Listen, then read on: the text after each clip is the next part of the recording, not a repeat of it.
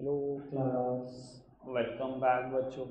लो पहले बच्चों स्टार्ट कर रहे हैं नया लेक्चर। बाबू, आज हमें एक नए टॉपिक की चर्चा करनी है। सब सामने देखेंगे आराम से। नोट्स का नंबर आएगा लेकिन शायद बहुत देर बाद आएगा। ठीक है जी, पहले शायद मैं सारा समझाने वाला काम निपटा चुका हूँगा, तब शायद नोट्स दिखाऊंगा आपको। ठीक है जी, 15 मिनट तक तो नहीं आता एटलीस्ट, आप सब सामने देखेंगे। बाबू, मैं ना दो टर्म में डिफरेंशिएशन करने जा रहा हूँ, जिस दो टर्म में आप डिफरेंशिएशन कभी करते नहीं हो।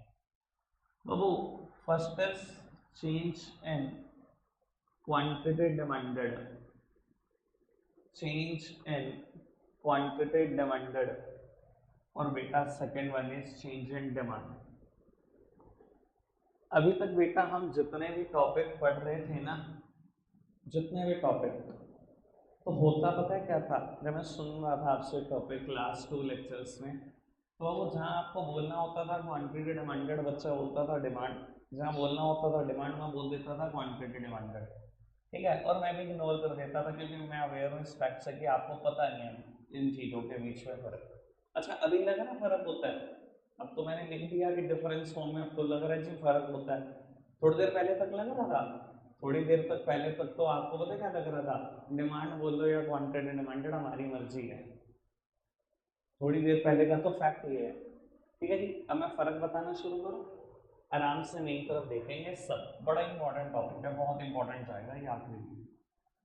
बहु, एक डिमांड कितने फैक्टर से अफेक्ट होती है? प्लीज सामने देखना मेरी तरफ। आपने पढ़ा सब कुछ हुआ है, याद भी किया हुआ है, वो हो सकता है रिकॉल करने में 1 आध मिनट लगे आपको। बहु, एक डिमांड कितने फैक्टर से अफेक्टेड होती है, यानी कि कितने डिटर्मिनेंट्स होते हैं डिमांड के? 5 पढ़ी थी आपने, अगर आपको याद हो। प्राइस ऑफ अ कमोडिटी, सबसे पहले तो अपने प्राइस से ही अफेक्ट होती है बेटा डिमांड। फिर इधर देखो, price of related goods, income of consumer, taste and preferences of consumer, expectation of change in price in future. और मार्केट डिमांड की बात करो तो 3 फैक्टर और ऐड हो जाते हैं। Size and composition of population add हो जाता है इसमें। ठीक है, और डिस्ट्रीब्यूशन ऐड हो जाता है, और सीजन एंड वेदर ऐड हो जाता है। याद हो तो आपको सुना है आपने सबने मेरे को एक बार, तो याद भी आया होगा। वो यानी कि देख रहा है, टोटल मिलाकर डिमांड 8 फैक्टर से अफेक्टेड है। 5 एक है और 3 एक भी है। ठीक है, अगर डिमांड प्राइस से अफेक्ट हो, काम की बात है बेटा, देखो जल्दी ना करना। अगर डिमांड प्राइस से अफेक्ट हो, keeping other factor as constant, keeping other factor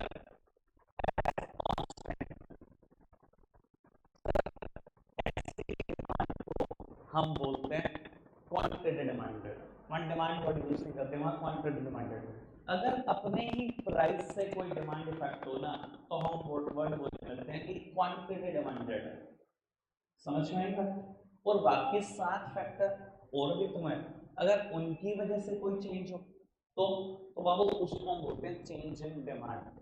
यानी कि बेटा अगर अदर फैक्टर डिमांड को बदलें तो हम बोलेंगे चेंज इन डिमांड। ठीक है जी, और बाबू अगर प्राइस बदल दे खुद का उसका, तो हम बोलेंगे चेंज इन क्वांटिटी डिमांडेड। समझ में आएगा? क्लियर है बाबू? यहाँ पर अदर फैक्टर की वजह से होगा, कीपिंग प्राइस एज कांस्टेंट। यहाँ प्राइस को कांस्टेंट मान लेना। लो जी बाबू, मैं भी जल्दी नहीं मचा रहा, आप सब सामने देखते रहेंगे, बस वही समझ में आएगी। ठीक है जी, तो टोटल मिलाकर डिमांड 8 चीजों से अफेक्टेड है। अगर प्राइस की वजह से डिमांड में कोई चेंज होगा, क्या बोलूंगा? Change in quantity demanded. और बच्चे में 7 फैक्टर की वजह से डिमांड में कोई चेंज होगा, तो बोलेंगे चेंज इन डिमांड। समझ में आई बात? बाबू, जब प्राइस की वजह से चेंज हो तो सारे फैक्टर को कांस्टेंट मान लेना, जब अदर फैक्टर की वजह से चेंज हो तो प्राइस को कांस्टेंट एज्यूम कर लेना। कोई दिक्कत तो नहीं? पक्का से बात की है? आगे बढ़ाएं बात को। बाबू, इसका ना एक और प्यारा नाम भी है, इसको बोलते हैं movement along the demand curve. Movement along the demand curve. Please सब सामने देखते रहेंगे। मैंने कहा 15 से 20 मिनट की प्रॉमिस किया है, 15 से 20 मिनट सामने देखना है। तो इसे हम क्या बोलते हैं? Movement along the demand curve. बेटा इसको हम बोलते हैं शिफ्ट इन डिमांड कर, शिफ्ट इन डिमांड कर या शिफ्ट इन डिमांड भी बोल सकते।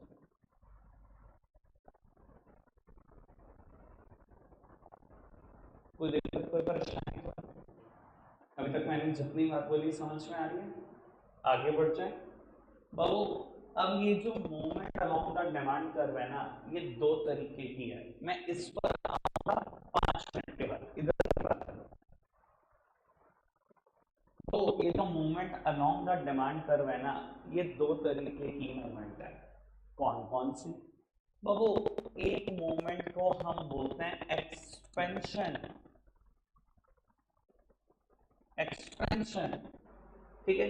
एक को हम बोलते हैं कॉन्ट्रैक्शन। सिर्फ पढ़ने के लिए होते हैं, समझा नहीं सकते नोट्स। बाबू एक मोमेंट को हम क्या बोलते हैं? एक्सपेंशन। दूसरे को हम क्या बोलते हैं बेटा? कॉन्ट्रैक्शन। बेटा एक्सपेंशन को भी एक्सपेंशन भी बोलते हैं, ऐसा कॉन्ट्रैक्शन का नहीं है। कोई दिक्कत तो नहीं अभी तक?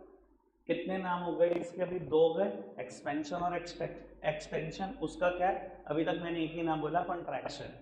सर और नाम ऐड करो बाबू। Movement along the demand, topic पढ़ रहे हैं मूवमेंट अलोंग द डिमांड पर। एक्सपेंशन को बोलते हैं downward movement along the demand, downward movement along the demand पर। और एक और नाम से करते हैं इंक्रीज इन क्वांटिटी डिमांडेड। तो ये टॉपिक पढ़ रहे थे चेंज इन क्वांटिटी डिमांडेड, इसका नाम ये भी है बेटा इंक्रीज इन क्वांटिटी डिमांडेड। नाम नहीं बता रखा है आपको, 4 नाम देंगे भैया एक ही चीज के, घबराना कैसा? करेंगे भैया, हम 4 नहीं कर सकते बाबू। 4 नाम याद कराना मेरे को। Expansion, extension, downward movements along the demand curve और इंक्रीजिंग क्वांटिटी डिमांडेड। ठीक है सर। एक्सपेंशन का भी अपोजिट वर्ड हमने यूज करा कॉन्ट्रैक्शन। एक्सपेंशन का नहीं है यहाँ पर कोई अपोजिट, बाकी तो आप समझ आ रहे हो। अगर यहाँ डाउनवर्ड मूवमेंट लिखा है तो यहाँ क्या लिखा होगा? अपवर्ड मूवमेंट अलोंग द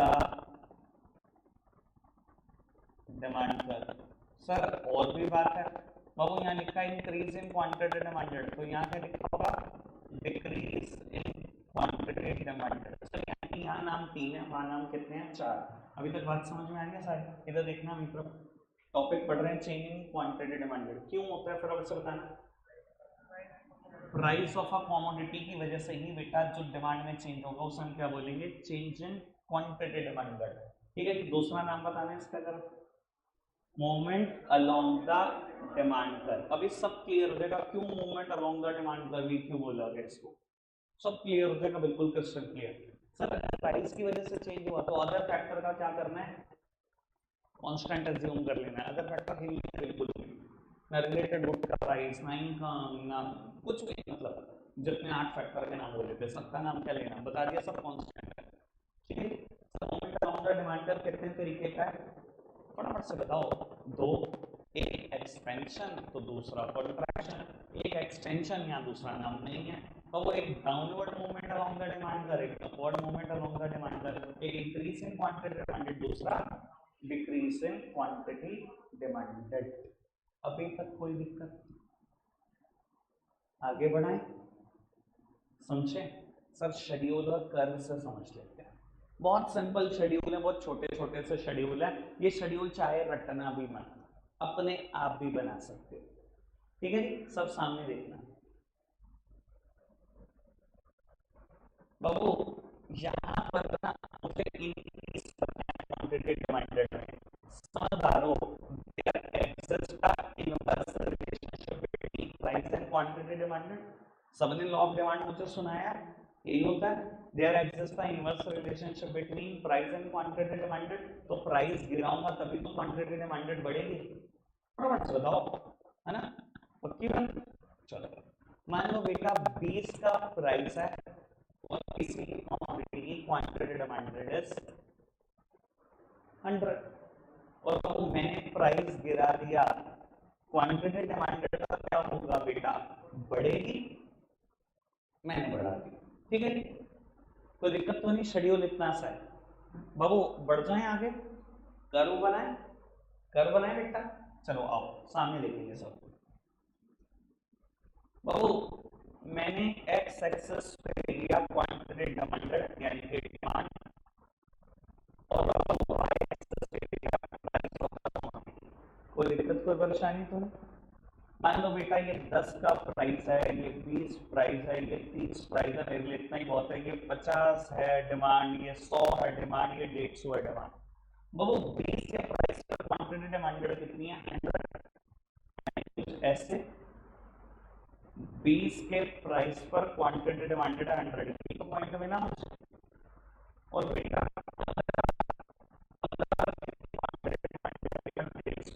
यही तो पॉइंट है मुझे,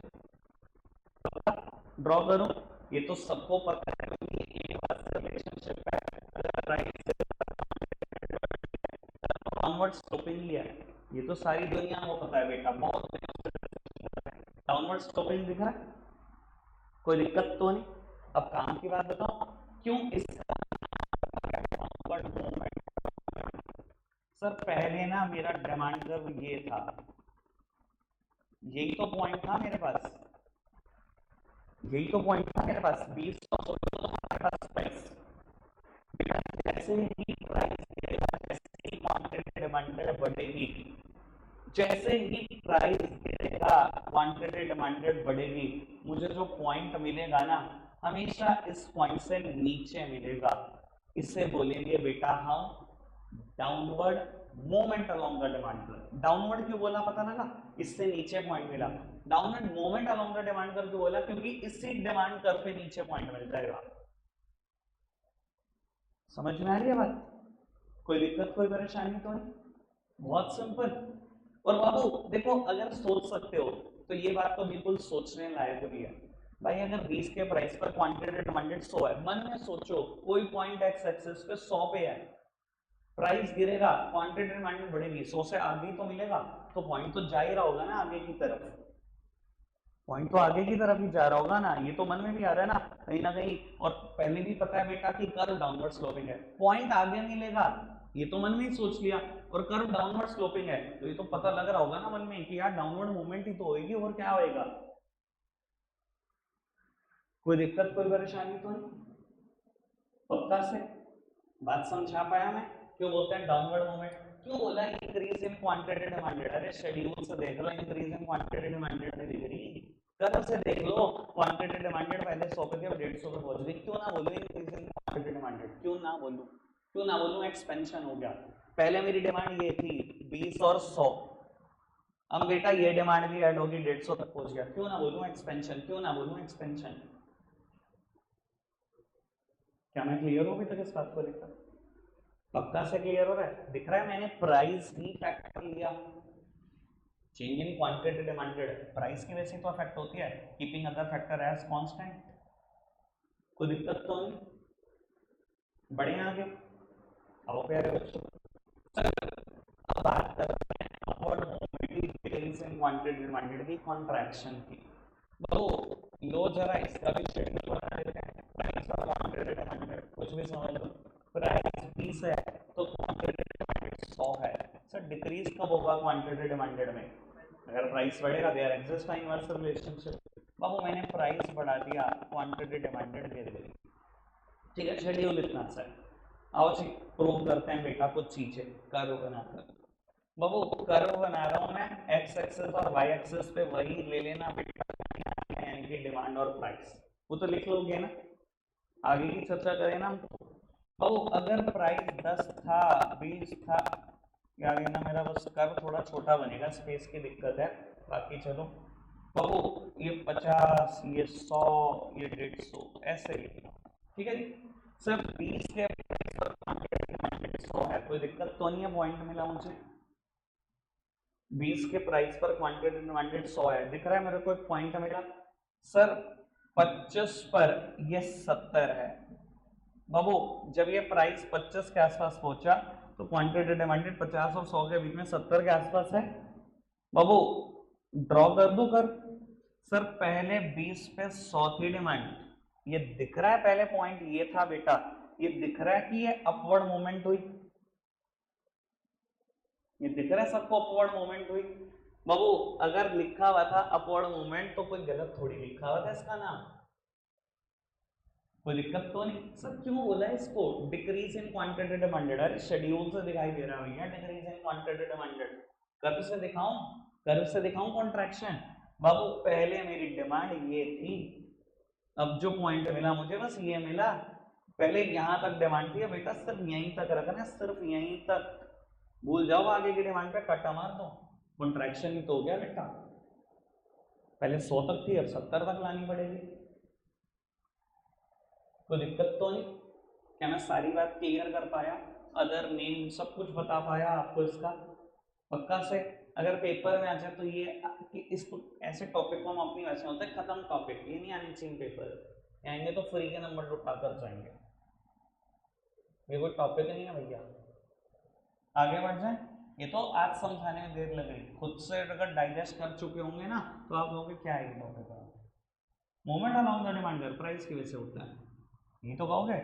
सारे वेक्टर कांस्टेंट रख दो, दो तरीके की मूवमेंट होती है, एक्सपेंशन हो सकता है या कॉन्ट्रैक्शन हो सकता है। एक्सपेंशन की चार नाम, expansion, expansion, downward movement along the demand curve और बेटा increase in quantity demanded. Contraction के नाम डिक्रीज इन क्वांटिटी डिमांडेड और upward movements along the demand curve. ठीक है जी, कोई दिक्कत कोई परेशानी तो नहीं? आओ जी प्यारे बच्चों करते हैं बात।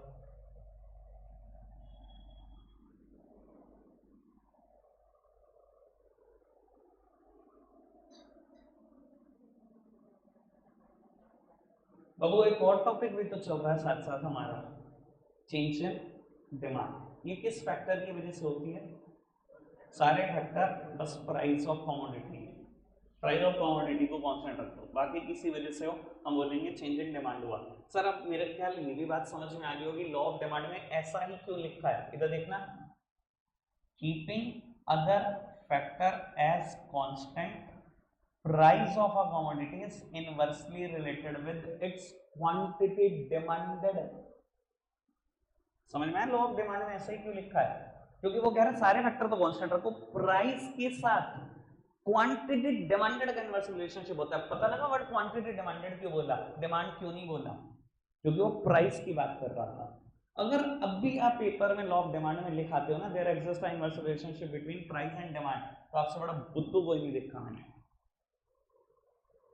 मतलब इतनी क्लैरिटी दे रहा हूं मैं आपको इस चीज की, अगर अब भी आपने लिख दिया ना there exist a inverse relationship between price and demand, तो बहुत बड़े बुद्धू हो बेटा। What is quantity demanded? Clear होगी बात? क्या मैंने वो बात भी अब जस्टिफाई कर दी कि वहां यही क्यों लिखा था? सर एक समय के बाद होती है मेरी चीजें जस्टिफाई, ठीक है ना, रटवा नहीं सकता ना मैं, तो मुझे जस्टिफाई करने में आता है, चाहे लगे 5 दिन। आओ जी बाबू, अब करो इसकी बात, चेंज इन डिमांड की।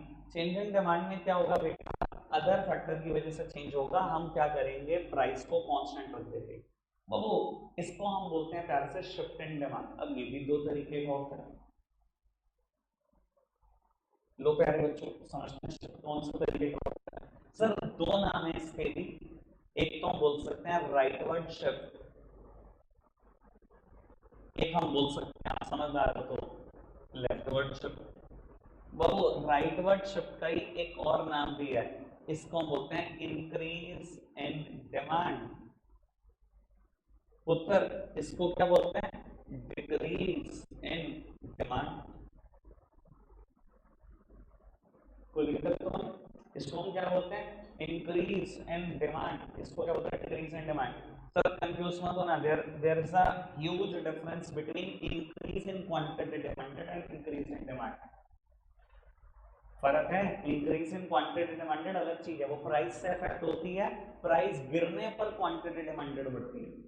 ये प्राइस से अफेक्ट नहीं होती, अदर फैक्टर से अफेक्ट होती है। क्लियर है बात? समझ में आ रही है? फर्क है इंक्रीज इन क्वांटिटी डिमांडेड और इंक्रीज इन डिमांड में, कुछ है ना फर्क? पक्की बात है, बात समझ में आ रही है बात ये?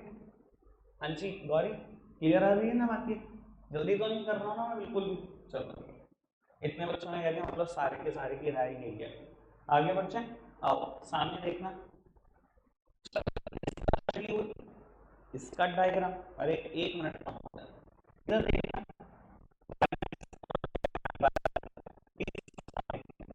सर पहले प्राइस 10 था या 20 था समझ लो, क्वांटिटी डिमांडेड कुछ भी कर दी 100, आज भी प्राइस 20 है, प्राइस तो कांस्टेंट ही रहेगा ना, लेकिन क्वांटिटी डिमांडेड बढ़कर 150 हो गई। बच्चे कह रहे हैं ऐसा कैसे हो सकता है, अच्छा किसी और फैक्टर की चेंज की वजह से नहीं हो सकता। लो मैं एक एग्जांपल देता हूँ आपको, थोड़ा जल्दी ग्रैब करना। प्राइस ऑफ सब्स्टिट्यूट गुड्स बढ़ गए, इधर देखना भैया, मेरा गिवन प्रोडक्ट है टी, ठीक है, या कोक जो पहले चलता था कोक, और बाबू मान लो सब्स्टिट्यूट गुड्स इज पेप्सी, ठीक है, दोनों का नाम 10 और 10, 10 पे इसकी डिमांड, मेरे गिवन प्रोडक्ट की डिमांड, कोक की डिमांड कितनी है बेटा, 100 है, ठीक है, और पेप्सी की भी कोई डिमांड है, मुझे पेप्सी का क्या करना, मेरे को गिवन प्रोडक्ट इज कोक, उन्होंने बेटा सब्स्टिट्यूट गुड्स का दाम बढ़ा दिया, पेप्सी का दाम प्राइस बढ़ा दिया, 10 की जगह क्या कर दिया 15 कर दिया पेप्सी वाले ने, क्या होगा, कोक पे डिमांड टूटेगी क्या नहीं टूटेगी, क्योंकि कोक अभी भी कितने की है बेटा 10 की है, बाबू डिमांड बढ़कर कितनी हो गई 150 की, हो सकता है क्या नहीं हो सकता, हो सकता है, पक्की बात, प्राइस अगर कांस्टेंट भी रहे तो डिमांड अफेक्ट होती है ना अदर फैक्टर से, होती है। आओ जी, कैसा कर्व बनेगा, सर जैसा लिखा है बिल्कुल वैसा ही बनेगा, मतलब क्या होगा,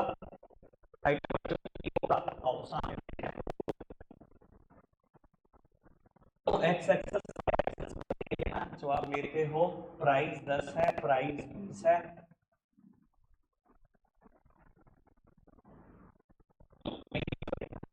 बीस के प्राइस पर सॉरी डिमांड कितनी थी बेटा 100 थी, यानी कि कर्व कुछ ऐसा था। सर प्राइस अभी भी 20 रहा, प्राइस अभी भी 20 रहा, लेकिन क्वांटिटी डिमांडेड बढ़कर कितनी हो गई 150, यही तो पॉइंट मिलेगा,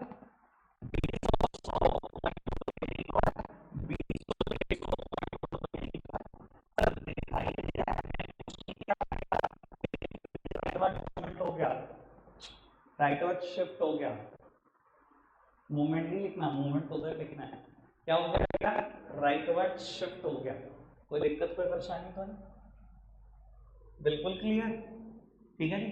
सर समझ में आया, यहाँ movement along the demand curve क्यों बोलते हैं, क्योंकि उसी डिमांड कर्व पे पॉइंट या तो डाउनवर्ड मिलेगा या अपवर्ड मिलेगा, मिलेगा उसी डिमांड कर्व पे, यहाँ उसी डिमांड कर्व पे कोई पॉइंट नहीं मिलता, डिमांड कर्व शिफ्ट होता है या तो आगे या पीछे, या राइटवर्ड या लेफ्टवर्ड, उसी डिमांड कर्व पे पॉइंट नहीं मिलता यहाँ,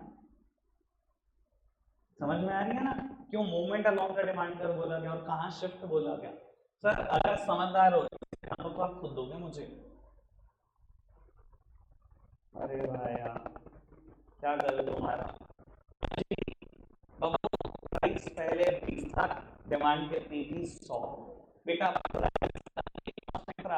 सर ऐसे केसेस में प्राइस कांस्टेंट तो रहता है, कोई ना कोई अनफेवरेबल चेंज हुआ बेटा अदर फैक्टर्स में,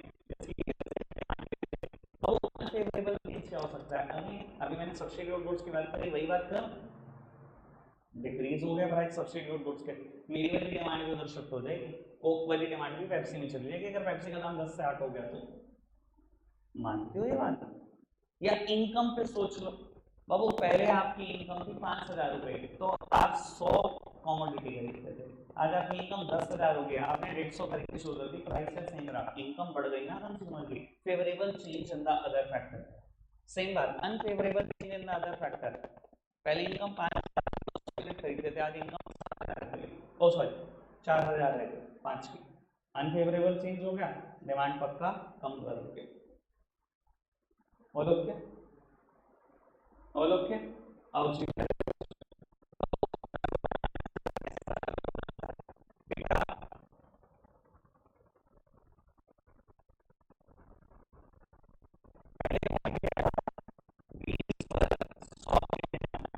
ऐसे ही था 20 पर 100, अब 70,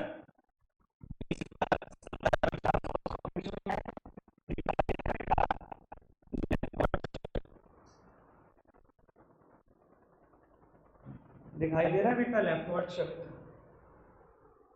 कोई दिक्कत कोई परेशानी तो नहीं? पक्का से सारी बातें मैंने क्लियर कर दी? ऐश्वर्या आ गया समझ? रीड करें थोड़ा सा, ज्यादा नहीं, इतना ज्यादा रीड नहीं करेंगे, पर बाबू थोड़ा सा रीड कर देते हैं। जो रीड कराने लायक चीज है वही रीड करूंगा। मेरी तरफ देखना sir, movement along the demand curve, एक बार जरा यहां से पढ़ना फटाफट से, सिर्फ कितना, 2-2.5 लाइन।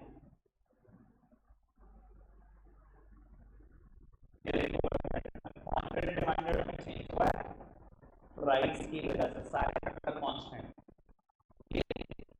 कोई दिक्कत नहीं बाबू। ये पूरे तो मैंने भी समझा, मैंने अपने स्टाइल से समझाई, स्टाइल लिखी हुई है, ये पढ़ लेना।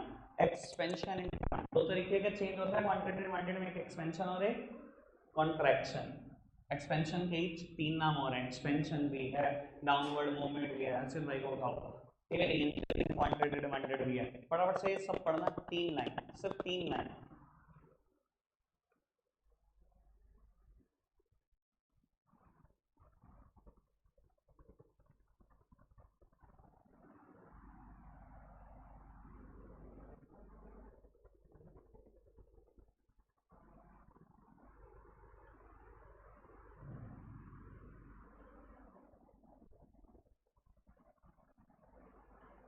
ठीक है पुत्र, ठीक है पुत्र, आगे बढ़ते हैं जी। बाबू एक्सपेंशन का डायग्राम मैंने भी बनाया, कॉन्ट्रैक्शन बिल्कुल अपोजिट लिखा हुआ है, डायग्राम मैंने भी बनाया, सब कुछ बताया अभी कैसे करेगा। सर शिफ्ट एंड डिमांड कर ये पढ़ना, 2 लाइन।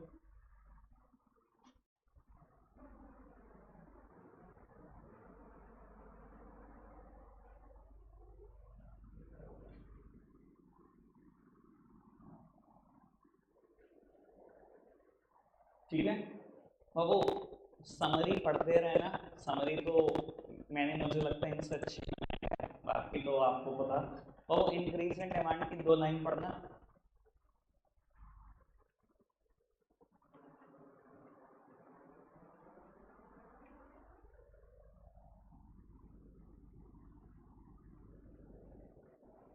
ठीक है, शेड्यूल तो पता ही है, मैंने भी ऐसे ही बनाया लगभग, पता ही है कर्व ऐसे ही बनाया। और वो डिक्रीज इन डिमांड की 2 लाइन, और लगभग मैंने भी शेड्यूल सेम बनाया।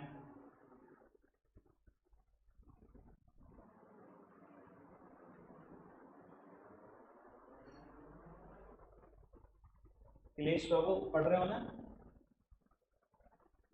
सर कर्व मैंने भी ऐसा बनाया। अब प्लीज सामने देखना, 4 ना डिफरेंस है, ठीक है। मिनट एक लगाएगा, हर डिफरेंस पे 1 ही मिनट लगाएंगे, ठीक है। सर पहला डिफरेंस क्या है, इधर देखना, movement along the demand curve और शिफ्ट एंड डिमांड कर्व, इधर देखना। सर ये होता है movement along the demand curve और ये होता है शिफ्ट एंड डिमांड कर्व। पता है ना दोनों में क्या फर्क है? प्राइस की वजह से चेंज, अदर फैक्टर की वजह से चेंज। यहाँ मूवमेंट उसी डिमांड कर्व पे चल रही होगी जो बन रहा है, क्या बेटा उसी डिमांड कर्व पे नहीं मूवमेंट होगी, या तो वो शिफ्ट हो रहा होगा राइटवर्ड या लेफ्टवर्ड्स, ठीक है ना जी। पता है ना सारा डिफरेंस? 1 मिनट लगाएंगे, 3 बेसिस पे डिफरेंस है, तीनों पढ़ेंगे स्पीड बढ़ाकर। ये यहाँ से लेकर यहाँ तक लिखा है, यहाँ से लेकर यहाँ तक लिखा है, फटाफट पढ़ो।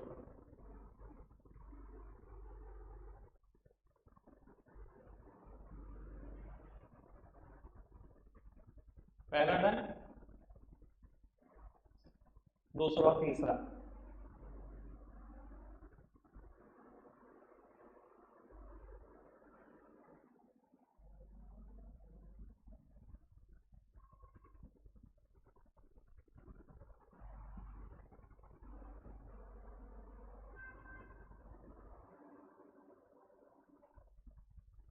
सर अब डिफरेंस है चेंज इन क्वांटिटी डिमांडेड और चेंज इन डिमांड, यानी कि यही तो बात है, movement along the demand curve और शिफ्ट इन डिमांड कर्व तो दूसरे नाम पे change in quantity demanded, change in demand, same difference लिखा हुआ है, बिल्कुल सेम, ठीक है। बेसिस भी सेम यूज किए गए हैं, फर्क नहीं है, एक एक अक्षर सेम है, ठीक है। आगे बढ़ते हैं बाबू, अब पढ़ो जी, क्या टॉपिक है? Expansion in demand versus increase in demand. इधर देखना सर, ये है एक्सपेंशन इन डिमांड और बाबू ये है इंक्रीज इन डिमांड। फर्क पता है ना? प्राइस गिरने की वजह से एक्सपेंशन होता है, प्राइस से कोई लेना देना नहीं है, फेवरेबल चेंज होगा अदर फैक्टर में तो होगा इंक्रीज इन डिमांड, प्राइस से तो कोई लेना देना नहीं है, प्राइस तो कांस्टेंट रहेगा। क्या है, बात क्लियर है मेरी? चलो ठीक, फटाफट से पढ़ना, अगर मैं समरी ना बनाऊं ना रायता कर दो और सारी चीज होगा। एक्सपेंशन पढ़ना, पहला बेसिस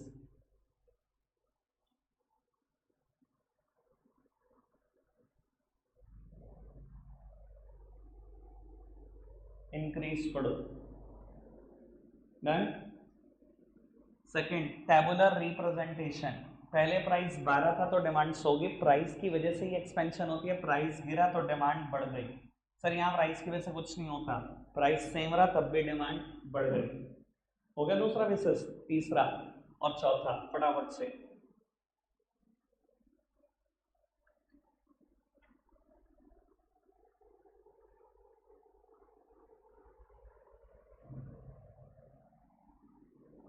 ठीक है,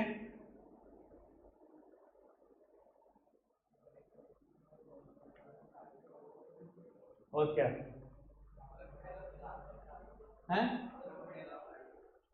बाबू, एक्सपेंशन प्राइस गिरने से ही तो होता है, अगर प्राइस बढ़ेगा तो कॉन्ट्रैक्शन नहीं होगा, ये देखो अगर प्राइस बढ़ा तो कॉन्ट्रैक्शन नहीं हो गया क्या?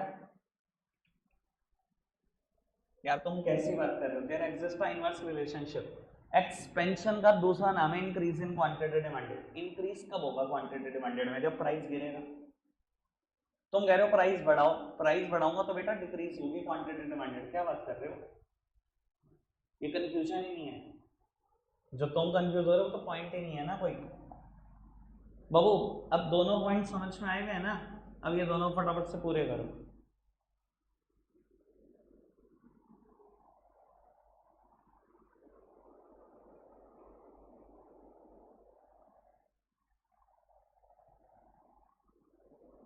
ठीक है बच्चों, बढ़िया आगे, पक्का। बाबू कॉन्ट्रैक्शन इन डिमांड और डिक्रीज इन डिमांड, अब कौन से मुद्दे में पता ही है, ये है कॉन्ट्रैक्शन और ये है बेटा डिक्रीज, फर्क भी पता है, प्राइस बढ़ने की वजह से बेटा डिमांड का गिर जाना वही है कॉन्ट्रैक्शन। और बाबू प्राइस को तो कांस्टेंट रख लो, अगर अनफेवरेबल चेंज होगा दूसरे फैक्टर में, इनकम गिर गई कंज्यूमर की, सब्स्टिट्यूट गुड्स का प्राइस गिर गया, कॉम्प्लीमेंट्री गुड्स का प्राइस बढ़ गया, ब्ला ब्ला ब्ला ब्ला ब्ला, कोई भी अनफेवरेबल चेंज हो गया वो रहता कर देगा, वहां मेरी डिमांड लेफ्टवर्ड शिफ्ट हो जाएगी, प्राइस कुछ नहीं है, प्राइस कांस्टेंट है। लोग उत्तर पढ़ना जरा, कॉन्ट्रैक्शन और डिक्रीज इन डिमांड।